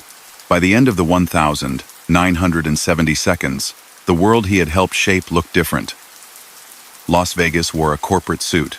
The Bahamas stood more independently and raised its gaze toward tourists who never knew or cared about the provenance of a casino's methods. Atlantic City struggled to balance promise with oversight, learning to be modern while warding off old habits. Florida tightened some screws and loosened others. He fit into those currents like a stone fits in a riverbed there, shaped by the flow, changing less than the water around it. He had criminal history enough to fill reports. A prosecutor's vocabulary applied to his choices: illegal gambling, bribery, laundering, tax evasion, conspiracy, and the management of a structured network that dodged direct visibility. He carried all of that without theatrical regret and without pride. For him, they were facts in a ledger he had balanced across decades. He moved into the next stretch of years with the same small steps, a man who kept appointments, tipped well, and watched hands more than faces. He understood that memory fades first for outsiders and last for those who were there. He did not need anyone else's story to make him larger or smaller. The life he had led was already a long one, made of careful lines, unglamorous crimes, and a belief that order, even in gray markets, was the only way to keep men from destroying what they built. He entered the new decade like a man who had already lived 3 lives and wanted the 4th to be quiet. Miami mornings suited him. He walked early, paused at a bench by the water, and read box scores before headlines. He kept the same unhurried cafe routine, tipped well, and left no trail beyond a folded newspaper and a clean saucer. He knew he had outlasted storms by keeping habits simple. He still met a friend at odd hours to look over a ledger, still balanced favors like a bookkeeper balances columns, and still refused to let nostalgia turn into loose talk. He liked the way the city breathed at dawn, before phones rang and visitors knocked. The world around his old trade kept changing. Laws with teeth sharpened across the 1,970 seconds were now standard tools. Prosecutors used conspiracy charts, where once they used hunches. The RICO statute gave them a way to tie years of small crimes into narratives of enterprise. Bank paperwork grew fatter. Machines flagged deposits. Cash drawers felt heavier, because every count had to be justified. None of this surprised him. He had read the drift years earlier and adjusted. He moved money through dull businesses that had reasons to handle both bills and invoices, layered payments through consulting agreements that looked ordinary, and used accountants who understood that the safest figure is the one that matches a plausible story. It was still illegal when the underlying money came from unlicensed gambling or skimming. He did it anyway, because the method had kept rooms open, and people paid. He watched the desert step into a corporate age. Hotels became brands. Management manuals replaced handshakes. Audit committees replaced a back room with a green eye shade. He approved. It meant fewer wild swings, more training, better service, and a city that felt stable enough for families who liked a pool by day and a show at night.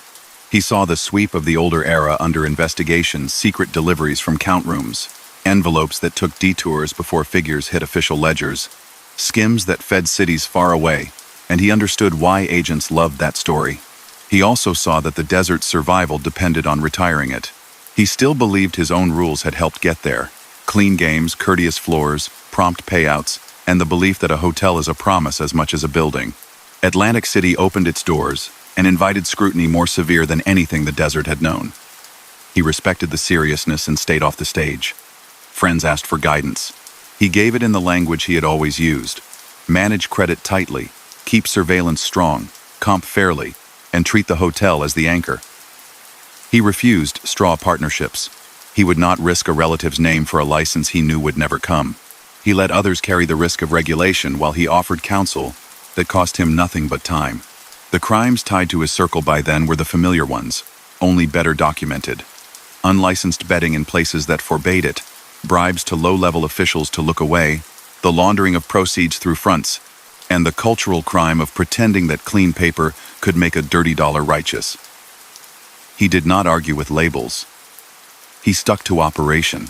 The Bahamas matured and shifted. Independence changed the air. Meetings took place in government offices where photos of new leaders looked down from the wall. Licenses were reviewed. Concessions were renegotiated. Oversight tightened. He withdrew from sight one more step, letting local partners show up for hearings and ceremonies. Managers with Havana in their bones kept floors calm, trained dealers to the beat of old routines, and balanced drawers in view of cameras. Hidden ownership stayed hidden through trusts, nominees, and consulting contracts that paid well for advice on entertainment and tourism. Skimming did not vanish. It became more careful and smaller per pull, designed to blend into noise. Those acts still carried criminal weight in both American and local law. He accepted that risk as part of the arithmetic, then tried to make the numbers so dull that no one cared to follow them. Florida bookmaking, worn smooth by decades, adjusted to competition from legal off-track parlors and lotteries. He told operators to focus on service. If you answered the phone on the second ring, settled wins quickly, and treated regulars like members of a club, you kept a share even when states tried to grab the trade. He insisted on small limits, clean rooms, and movements so ordinary they bored anyone watching. Illegal gambling remained illegal. Paying a clerk at City Hall to misplace a complaint remained bribery. He did not disguise what he was. He minimized the noise it made. He never let go of a rule that had defined his line from the start. No narcotics. He had seen what those sales did to neighbors and to the men who touched them. He did not pretend to reform the world. He drew a line and kept it, even when profit tempted associates. He cut off people who mixed his rooms with that business. He did not judge them in public. He protected himself by refusing to share risk with them. The stance did not make him spotless. It did spare him the kind of prosecutions that sent others away for spans that swallowed lives. He noticed how cameras multiplied. He had learned long ago to treat every phone like a witness. In the 1,980 seconds, he treated every lobby like a microphone. He avoided the loud restaurants where men who wanted to be noticed made deals between courses. He liked diners with formica tables and a waitress who called regulars by their first names. If a meeting mattered, he took a walk instead, letting conversation flow and fade on the breeze. He did not carry a briefcase. Papers have a way of walking away. He trusted memory, then wrote notes at home in a small hand and kept them in a drawer only he opened. He managed obligations as carefully as profits. One child required lifelong attention. He arranged trusts, set schedules for caregivers, and verified invoices line by line. He was ready to cut a corner and work, never in that home. He told friends that his measure of success had become simple: a calm morning, a clean report from a doctor, a quiet evening where everyone slept. For a man whose name had been tied to empires, that sounded small. For him, it was the headline that mattered. Investigators did not forget him. The FBI's files swelled to thousands of pages. Agents tracked travel, listed lunch companions, and clipped gossip columns. They wrote memos that tried to build bridges between a reserved older man at a cafe and the back rooms of casinos he had touched decades earlier. State task forces in Florida issued orders to shut down phone rooms and invited him to testify. He walked into hearing rooms in a dark suit, answered pleasantly when a question was harmless, and invoked his rights when it was not. He refused to be baited by sarcasm. He let lawyers argue points of law and left with less drama than the officials had hoped. He knew that patience in those rooms worked like patience at a table. Eventually, the other side makes a mistake. Rumor about his fortune never stopped. Some said he had a mountain of cash in Switzerland. Others that he had stashed diamonds in safe deposit boxes under other names. He only smiled. The truth lay somewhere less dramatic. He had earned large sums over half a century. He had spent, lost, and shared much of it. Havana's collapse had taken a fortune he would never recover. Lawyers and fines had eaten their share. Care for family, charity given quietly, and the ordinary flow of a life had done the rest. He hid what remained well enough that guessing became a sport for people who liked to add zeros for fun. He accepted that legacy could not be managed like a ledger. Films borrowed his outline and drew bigger shadows. Books told stories in which he became a mastermind beyond human scale, or a clerk without will, depending on the author's taste. He did not correct them. He had never pursued glossy profiles when he was young. He would not start now. He preferred to be remembered by the people who had sat across tables from him, who had seen how he turned arguments into agreements and messy operations into routines. He preferred to be remembered by family who saw him washing fruit in a small kitchen and checking a doctor's note twice. He still mediated disputes when asked. Partners argued over a percentage at a club in Broward. He cut the knot by reshaping the deal in a way that reduced pride and increased predictability. Two old friends bumped into each other's turf in Miami. He drew a map that gave each a clear lane, then had them sign papers that turned future friction into penalties they would hate to pay. Those agreements, written through dummy companies, remained unlawful cover for real control. He used them because they worked. He had built a life on substituting paperwork for tantrums. The press occasionally revisited the wartime story that he had helped naval intelligence reach men who controlled docks and neighborhoods. He neither confirmed nor embellished. He let others tell that tale. If it earned him a kind sentence in a column, he did not object.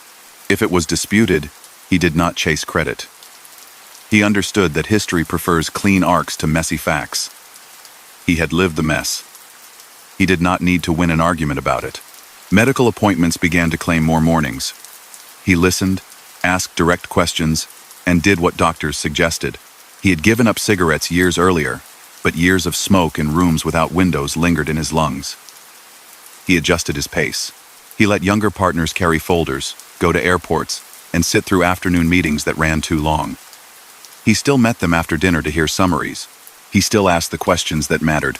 What are the numbers? Who is responsible? Who gets paid and when? What happens if the plan fails? Old habits do not retire easily. He spent more time on a balcony with a view of the street. He watched dogs pull their owners down the block, boys throw balls with wild joy, and couples argue softly and make up before the crosswalk. He liked ordinary scenes.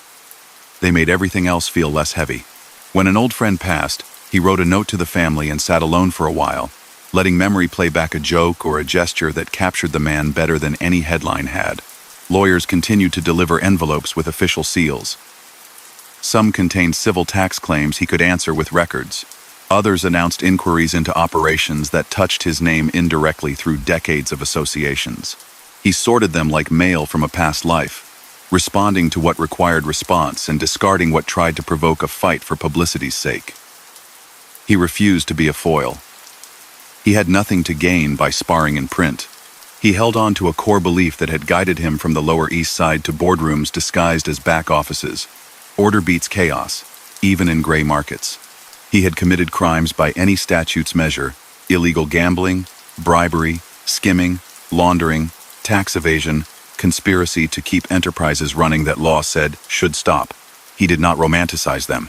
He framed them as the tools he chose in a country that spent a century arguing with itself about what pleasures it would ban and what it would license. He found the spaces between those lines and built systems inside them. Right or wrong, that was the work he knew. As the early 1980 seconds moved on, he tidied his affairs the way he had always tidied ledgers. He made lists in a thin script. He wrote instructions for household finances. He made sure that the child who needed help would keep getting it after he no longer answered the phone. He contacted a small circle of friends and gave each a task that added up to continuity. He did not make speeches about legacy. He wrote down phone numbers and placed them where they would be found at the right time. He still enjoyed a well-cooked meal, a dry joke, and a modest glass of wine at dinner. He still read the sports page first. He still looked for patterns in numbers, even when the numbers were about games he did not bet on. He still believed that the safest place to be when trouble brewed was a quiet room with good light, a legal pad, and a pencil. He had lived long enough to see his ideas become part of industries that no longer needed him. Las Vegas prospered under suits and committees. The Bahamas had seasons as predictable as tides. Atlantic City wrestled with its identity, learning rules in public. Florida still danced with its own vices, half invitation, half warning. He sat slightly apart from all of it, proud of the parts that had become respectable and resigned to the fact that other parts would always be murky. He did not argue with time. He adjusted his chair and kept watching. He never allowed a grudge to outlast its usefulness. If a quarrel had cooled into a habit, he ended it with a phone call and a practical settlement. If a rumor followed him into a restaurant, he let it pass like weather. He knew that at a certain age, the only thing worth protecting was the peace that let you sleep. He kept that peace by refusing invitations to anger. He had spent decades turning down invitations of all kinds. It had saved him more than skill ever could. He had come a long way from a boy in a crowded tenement who watched chess players and learned how timing wins games that strength cannot. He had seen cities change flags, men rise and fall, and laws remade to give names to patterns everyone already understood. He had made choices that sent money down long pipes and kept his name a step behind the curtain. He had kept his voice low and his focus sharp. He had stayed himself. On certain evenings, he allowed himself to think back to a lobby in Havana or a night when neon first painted a desert sky. He remembered the hum of a count room when numbers matched perfectly, the small relief of order restored after a scare, the quiet pride of a venture that treated guests well and paid partners on time. He let those memories pass like the last notes of a band packing up. Then he turned the page of the paper and checked the score of a late game before folding the sheet and setting it aside. The day had been used as he liked to use days, without rush, with attention to detail, and with space left for whatever tomorrow might bring. He spent those last years trimming the edges of his life until only the essentials remained. A morning walk, a folded paper, a careful breakfast. A few visitors who came without making a scene. He still liked a booth near a window where he could watch the street and the tides of people going about ordinary business. He answered the same questions with the same gentle evasions. What did he think of the latest movie that borrowed his outline for a character who counted money while others made noise? He would say the actor had good posture. Did he still have interests in rooms far away? He would say he preferred quiet places and polite staff. The men who joined him knew that was his way of closing a door without slamming it. Health narrowed his calendar. A cough lingered. Doctors advised rest. He followed instructions because following instructions had kept him alive in rooms more dangerous than any clinic. He cut back on flights and left more tasks to younger partners who had memorized his rules. He still reviewed figures at night, ran a finger down columns, and asked questions that turned up the loose thread in an operation. He valued accuracy to the end. He believed that a life like his stayed safe only if the numbers stayed straight. Law kept circling, but in smaller arcs. Agents who had pursued him across decades were retiring. New faces read old files and tried to add pages. A hearing would ripple through Florida now and then. A judge would order a witness to answer a narrow set of questions, and a reporter would call to ask if he had ever hidden money overseas. He took those moments like he took a summer storm, waited out, clean up the sidewalk, and go back to work when the sun returned. Tax claims that lingered from older audits were handled by lawyers writing letters, filing motions, and arguing over arithmetic. He paid what he had to pay, fought what he believed he could fight, and avoided the one outcome he feared most, a sentence that would steal his remaining fighter. Years. Friends left one by one. He sent envelopes with condolences and added private notes about small stories that showed the human side of men. The papers had only called by nicknames. He preferred to sit quietly with one widow and talk about a joke her husband had told rather than to stand under bright lights at a memorial. He disliked the way a crowd turns grief into a stage. He would make sure a pledged payment arrived on time or that a problem at a friend's business got solved without a headline. That was how he honored memory, through practicality. He never stopped drawing lines for himself. He refused narcotics as he always had. He would not take a piece of any scheme that depended on fixing a sports match, shaving points, or buying officials to tilt a wheel. He had done plenty that law books defined as crimes, illegal gambling, bootlegging in prohibition years, bribery to keep doors open, skimming from casino floors before the count reached a ledger, laundering proceeds through shell companies and friendly banks, filing returns that left out incomes the government later argued he had to report. He did all of that with a method that stressed order over spectacle. But he believed that some trades poisoned everything they touched. Those he would not fund. He watched the industries he had influenced grow beyond him. Las Vegas entered a new era fully. Corporations with publicly traded stock took over properties once run by private syndicates. Boards hired graduates from hotel schools, built audit teams, and treated a pit boss like a mid-level manager rather than a prince. He approved from a distance. It meant guests received a consistent experience, staff learned clear procedures, and regulators developed faith in the process. He still believed that honest games were the heart of the city, that a fair loss hurt less than a suspicion of a rigged wheel, and that predictability made money multiply. He had preached that long before anyone printed a training manual. In the Bahamas, the cycle continued, a season of abundance, a season of worry, license reviews, changes in government priorities. He had helped bring managers there in the first place after the island across the straits closed. Now he let others stand in the sunlight while he stayed attached by paper. Hidden ownership remained a crime when it concealed proceeds from illegal acts or evaded taxes. He knew that better than anyone. The trusts and consultant contracts he used were designed to look ordinary while masking control. That sleight of hand had defined his approach since the 1,930 seconds. He did not expect approval. He expected it to work. Florida's phone rooms never vanished entirely. He kept his influence there down to occasional advice. The small operations he liked best relied on service, not bravado. Settle quickly. Don't extend credit you can't collect without mess. Keep rooms boring. Treat regulars like members who value predictability. Bribes to minor city officials. Envelopes to keep permits from being used as weapons. Deliberate underreporting of income. When the money source could not be declared, those remained part of the toolkit. By any statute, they were crimes. He practiced them as if they were chores, without flourish. He kept taking care of his household with a seriousness that outlasted any business meeting. One of his children required constant support. He set up trusts, paid nurses, scheduled appointments, and built routines that survived bad days. He could ignore a reporter at the door. He could not ignore a caretaker who needed a day off. Friends who saw him in those hours understood a part of him the public could not see. The calm, patient guardian who measured success by a quiet evening rather than by a profit line. He spent time with grandchildren who knew him as the grandfather who smoothed tablecloths, cut fruit with precision, and taught them that counting cards is a game of memory, not a way to cheat. He would say the skills from a chessboard: patience, pattern recognition, humility in the face of a surprise help in any life. He did not turn the past into a lecture. He kept stories short and funny. He liked to let children laugh, then change the topic to school. The older rumors about a hidden fortune kept following him. People swore he had treasure tucked in numbered accounts, diamonds hidden in safe deposit boxes, a vault in Switzerland that only he could open. He joked that if he had all the money people claimed he had, he would spend winters where snow falls only on postcards. Estate documents prepared during those years show modest sums compared to legend. Losses in Cuba had cut deep. Partners had taken their shares along the way. Lawyers and doctors were not cheap, and living carefully still cost money. He did not live like a pauper.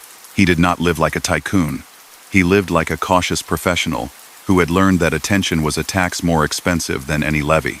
He received occasional visitors from the past who came to pay respect and to ask for counsel. He listened more than he spoke. He asked for details, costs, timelines, and who would be in charge. He advised against any plan that depended on fantasy. He always returned to his simple list: keep games square, pay on time, avoid fights if a signature can prevent them, and don't rely on rage to solve a problem that arithmetic can solve. Most left his table calmer than they arrived. As his illness advanced, he arranged his affairs with the same care he used when opening a casino floor. He wrote down names, phone numbers, and instructions in a neat hand. He told lawyers exactly how he wanted household needs met. He asked a small group of friends to keep an eye on obligations that would outlive him. He did not dramatize. He treated it like a final audit. A hospital room gave him a last quiet stage. He accepted visits from family and a handful of longtime allies who knew how to speak softly. He smiled at small jokes. He kept his thoughts on light subjects, scores, memories of good meals, the view from a balcony in Havana when the sea was calm. He did not give confessions or manifestos. He had nothing to confess to a tape recorder. His story lived in the ledgers, court records, and the memories of people who had sat across tables from him. He was content to let others argue over what it meant. He died in Miami Beach in January of 1983. An elder who had spent a life building order inside markets the law kept trying to erase. The cause was illness, not drama. No sit-ins, no last-minute scenes. Just a quiet end after months of doctors and routines pared down to essentials. He was 80. A small funeral followed, attended by family, a few friends, and those who felt they owed a private goodbye. He was buried in a local cemetery under a stone as modest as a ledger line. The city moved on around that small plot of ground. After his death, the files did not close. The IRS reviewed his estate and found less than legend had promised. Probate revealed far smaller totals than the public imagined, figures in the tens of thousands, rather than the billions people loved to repeat. Investigators kept looking for trails to hidden accounts. Journalists wrote that if a fortune existed, it would require cooperation from people who kept secrets better than institutions did. No vault opened with a satisfying click. The myth of endless money remained a myth. His name kept turning up in books, lectures, and films. Writers described him as the sober mind behind a machine that traded muscle for management. They credited him with helping end a chaotic era of street fights by pushing alliances, boards, and arbitration. They blamed him for professionalizing vice, for bribing officials who should have served the public, for inventing systems that made illegality feel like policy. Both threads had truth. He did help build a national network that treated crime like business. He did commit crimes, and not small ones, for half a century.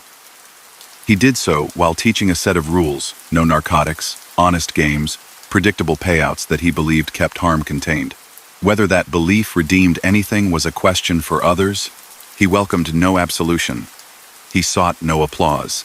Lawmen who had chased him for years gave grudging respect to his discipline. He had outlasted many of them by moving backward while others ran forward, by relying on silence where others made speeches, and by letting paper insulate him from scenes that end in cells. They knew what he had done.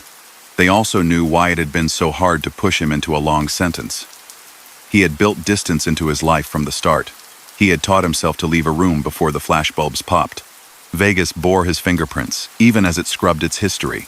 A visitor staying in a corporate resort with a convention badge on a lanyard walked through a world he would have understood: smooth service, fair games, fast payouts, and a sense that a hotel is a small city that must feel safe.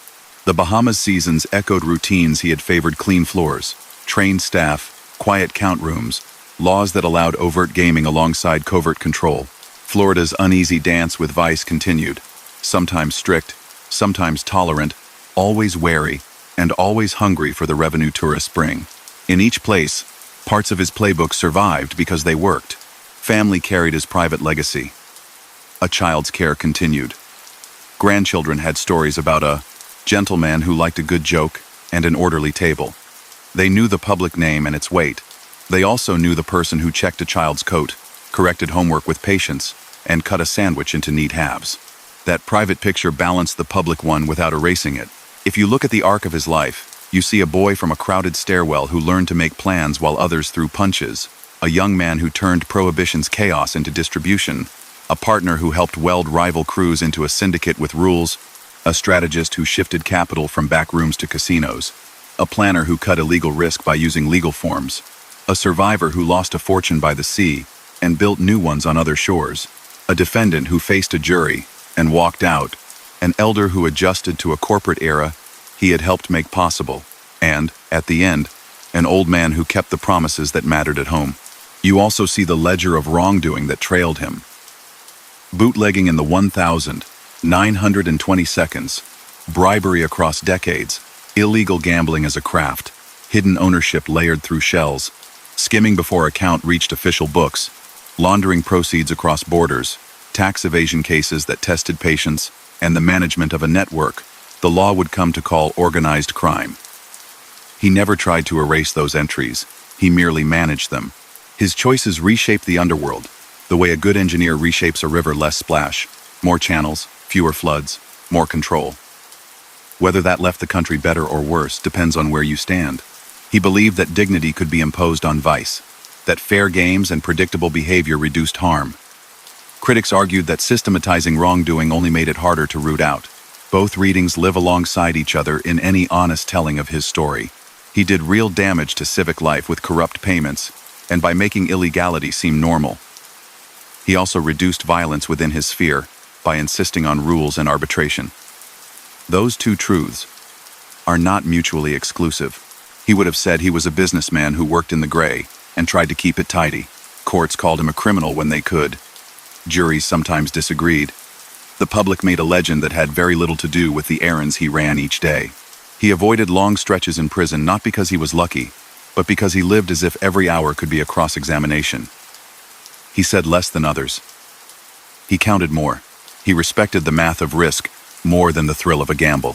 When you close the book on him, you can set aside the shadows cast by films and whispers. Look at the record. A lifetime of crimes executed with restraint. A list of partners across ethnic lines brought together by profit. A portfolio that moved from bootlegging to gambling to hospitality. A stubborn refusal to touch trades he believed would destroy everything. A run of legal battles that took chunks, but not years. And a private devotion to family that never made the papers. He was not a hero. He was not a monster. He was a careful man who treated power like a ledger to be balanced, not a spotlight to be courted. He left the stage the way he lived on it quietly, with papers in order and few words. If his story keeps people awake at night, it should be for the lessons in discipline and the warnings about the costs of pretending that certain appetites can be managed without consequence. If it lulls you, let it be because order, even flawed order, has a rhythm that calms. Somewhere in Miami, a morning still looks the way he liked it. Light on water, a folded paper, coffee in a small cup, and a city waking up to another day that will be measured in lists, sums, and the quiet satisfaction of things running on time. And that brings us to the end of tonight's story from the Silent Empires. Meyer Lansky here, thanking you for stepping into the world where numbers, strategy, and silence built an empire. If this story kept you company tonight, don't forget to like the video, subscribe, and join our family for more tales of gangsters and forgotten empires. Share your city and the time you're listening in the comments. I always enjoy seeing where these stories travel. Until next time, may the quiet strength of the empire watch over you, and may the echoes of history drift softly into your dreams. Good night.